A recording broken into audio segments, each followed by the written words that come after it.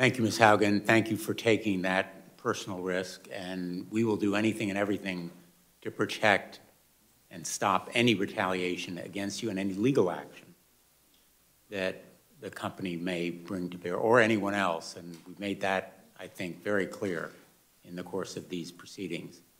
I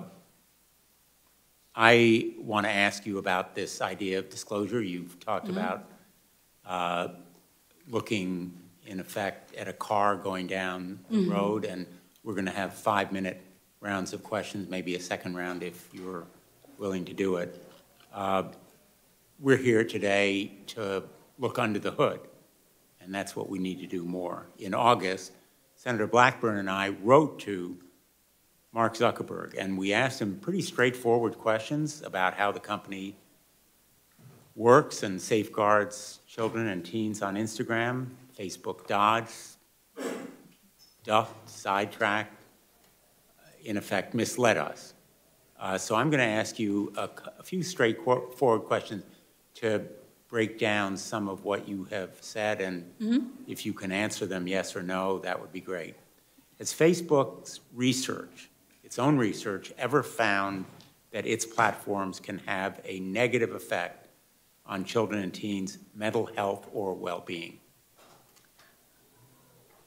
Many of Facebook's internal research reports indicate that Facebook has a serious negative harm on a significant portion of teenagers and younger and children.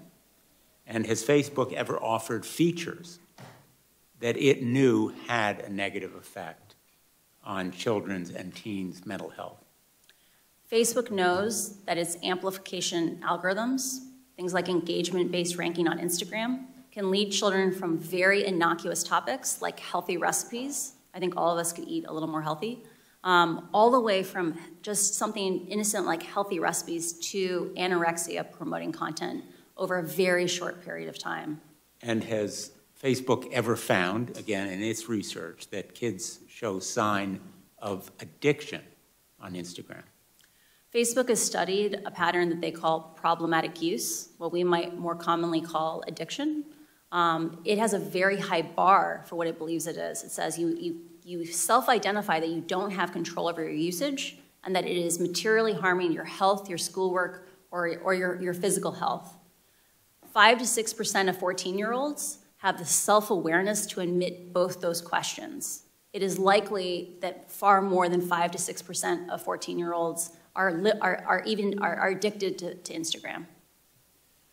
Last Thursday, my colleagues and I asked Ms. Davis, who was representing Facebook, about how the decision would be made whether to pause permanently Instagram for kids. And she said, quote, "There's no one person who makes a decision like that. We think about that collaboratively." It's as though she couldn't mention Mark Zuckerberg's name. Isn't he the one who will be making this decision from your experience in the company? Mark holds a very unique role in the tech industry in that he holds over 55% of all the voting shares for Facebook. There are no similarly powerful companies that are as unilaterally controlled. And in the end, the buck stops with Mark. There is no one currently holding Mark accountable but himself. And Mark Zuckerberg, in effect, is the algorithm designer-in-chief, correct? I received an MBA from Harvard, and they emphasized to us that we are responsible for the organizations that we build. Mark has built an organization that is very metrics-driven. It is intended to be flat. There is no unilateral responsibility. The metrics make the decision. Unfortunately, that itself is a decision. And in the end, if he is the CEO and the chairman of Facebook, he is responsible for those decisions. The buck stops with him. The buck stops with him. And speaking of the buck stopping, you have said that Facebook should declare moral bankruptcy. I agree. Yeah. I think its actions and its failure to acknowledge its responsibility indicate moral bankruptcy. There is a cycle occurring inside the company where Facebook has struggled for a long time to recruit and retain the number of employees it needs to tackle the large scope of projects that it has chosen to take on. Facebook is stuck in a cycle where it struggles to hire. That causes it to understaff projects, which causes scandals, which then makes it harder to hire. Part of why Facebook needs to come out and say, we did something wrong, we made some choices that we regret, is the only way we can move forward and heal Facebook is we first have to admit the truth. Like the way we'll have reconciliation and we can move forward is by first being honest and declaring moral bankruptcy. Being honest and acknowledging that Facebook has caused and aggravated a lot of pain simply to make more money. And it has profited off spreading disinformation and misinformation and sowing hate.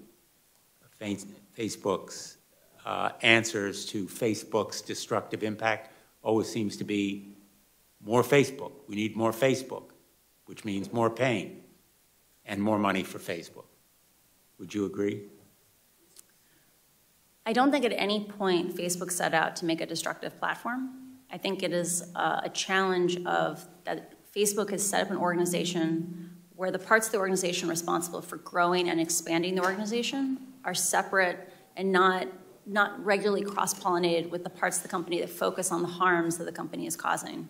And as a result, regularly, integrity actions, projects that were hard fought by the teams trying to keep us safe, are undone by new growth projects that counteract those same remedies. So I do think it's a thing of there are organizational problems that need oversight, and Facebook needs help in order to move forward to a more healthy place.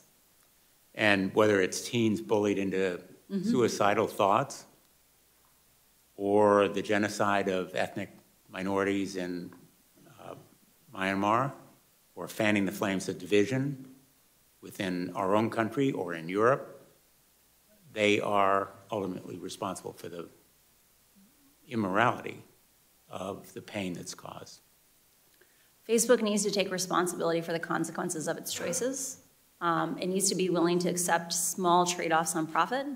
And I think just that act of being able to admit that it's a mixed bag is important. And I think that what we saw from Antigone last week is an example of the kind of behavior we need to support Facebook in growing out of, which is instead of just focusing on all the good they do, admit they have responsibilities to also remedy the harm.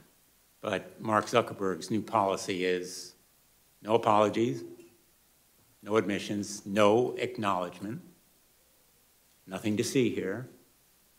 We're going to deflect it and go sailing. I turn to the ranking member.